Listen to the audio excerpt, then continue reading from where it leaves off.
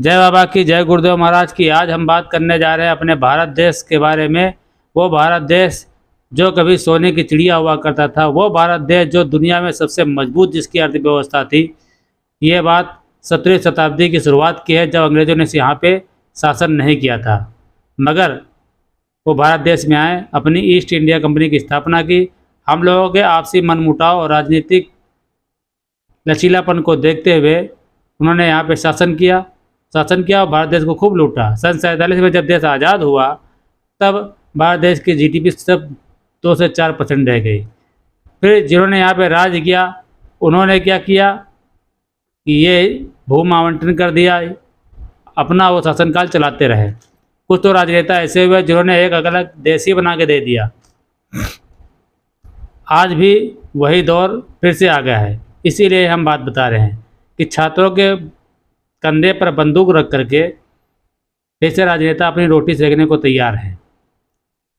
ये बात हम इसलिए कह रहे हैं क्योंकि आज के दौर के जो राजनेता हैं वो अपना परिवार देख रहे हैं।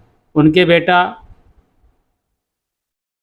भी राजनीति में आ गए हैं, उनके बाप भी राजनीति में थे, और उनके जो आने वाले बच्चे वो भी राजनीति में ही हैं। भाई, भारत देश का संविधान ये है कि जो एक बार विधायक या मंत्री जो भी बन जाएगा, उसको सीधा साफ बात है, उसको सारी सुविधाएं मिलती रहेंगी। मगर छात्रों का शोषण ना पहले बंद हुआ था, ना आज बंद होगा। ऐसी पार्टी तय करके, उसके फॉलोवर बढ़ा करके, उसमें छात्रों को शामिल करके, छात्रों को कुछ नहीं मिलना है, उनका तो शोषण ही होना है।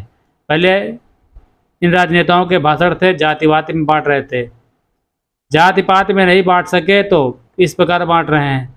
अरे भाई, नीट का पेपर लीक हुआ है, छात्र संघ सबसे मजबूत संघ होता है, वो अपने संघ में ही रहें और संविधान के दायरे में रहें, लड़ाई लड़ें, वो जीतेंगे। छात्र संघ को कोई नहीं कमज़ोर कर सकता है।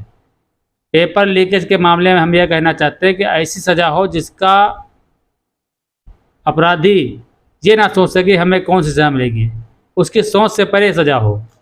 चाहे वो शिक्षा मंत्री हो, चाहे वो सेंटर जिसको ये जिम्मेदारी दी गई हो, सबको सज़ा होनी चाहिए। मगर छात्र संघ खुद इतना मजबूत है कि इसके लिए तैयार रहेगा, मगर ये देश विरोधी गतिविधियों में शामिल होकर के, ऐसे षड्यंत्रों में शामिल होकर के देश को बर्बादी के लिए आगे मत बढ़ाए। अरे छात्र तो हमारे अटल बिहारी वाजपेयी भी थे, जिन्होंने देश की उन्नति के लिए अपना पूरा जीवन दान कर दिया। ऐसे छात्र बनो। छात्र संघ सबसे मजबूत संघ है, उसी संघ में रहकर लड़ाई करो। जो यह पार्टी बनी आगामी अभी जल्दी से, जिनके फाउंडर विदेश में रहते हैं और उनकी फंडिंग भी अच्छी होती होगी, उसमें ऐसे नेता शामिल हैं। जब पश्चिम बंगाल में एक जो छात्रा थी जिसके साथ रेप हुआ, उस पक्ष में ये एक भी शब्द नहीं बोले, क्या वो छात्रा नहीं थी? ऐसे कई सी घटनाएं हो गई हैं जिसमें यही नेता जो आज इस पार्टी में शामिल हैं एक बार भी नहीं बोले हैं।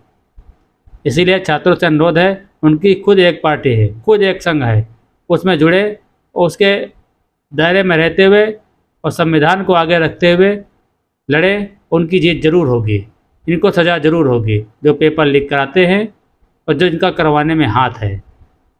अपने देश की सुरक्षा आप ही लोगों के हाथ में है। जय हिंद, जय